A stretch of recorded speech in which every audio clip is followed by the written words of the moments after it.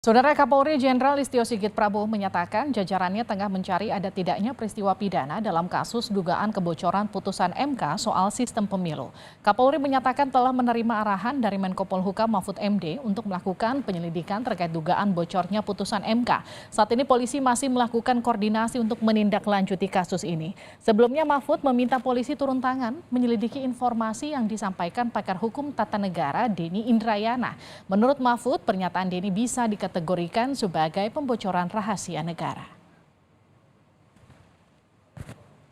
Dengan apa yang disampaikan oleh Bapak Menko Polhukam, supaya tidak terjadi polemik yang berkepanjangan, tentunya kalau memang dari situasi yang ada ini kemudian memungkinkan sesuai dengan arahan beliau untuk melakukan langkah-langkah penyelidikan untuk membuat terang tentang peristiwa yang terjadi, tentunya kami saat ini sedang merapatkan untuk langkah-langkah yang bisa kita laksanakan untuk membuat semuanya menjadi jelas. Dan tentunya kalau kemudian ada peristiwa pidana di dalamnya, tentunya kita akan mengambil langkah lebih lanjut. Terima kasih. Polemik soal sistem pemilu 2024 berawal dari cuitan pakar hukum tata negara yang juga mantan Wakil Menteri Hukum dan HAM Denny Indrayana.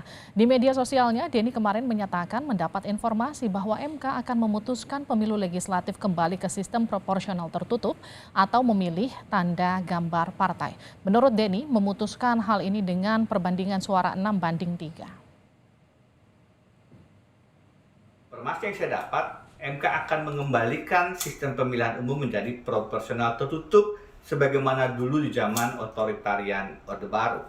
Ini persoalan serius. Pertama, MK harusnya tidak masuk ke dalam sistem pemilu. Kedua, karena sekarang proses pemilu sudah berjalan, sudah ada daftar calon sementara, maka putusan di tengah jalan semacam ini akan mengganggu proses pemilihan umum legislatif. Akan terjadi kekacauan, chaos yang mengganggu persiapan pelaksanaan pemilu.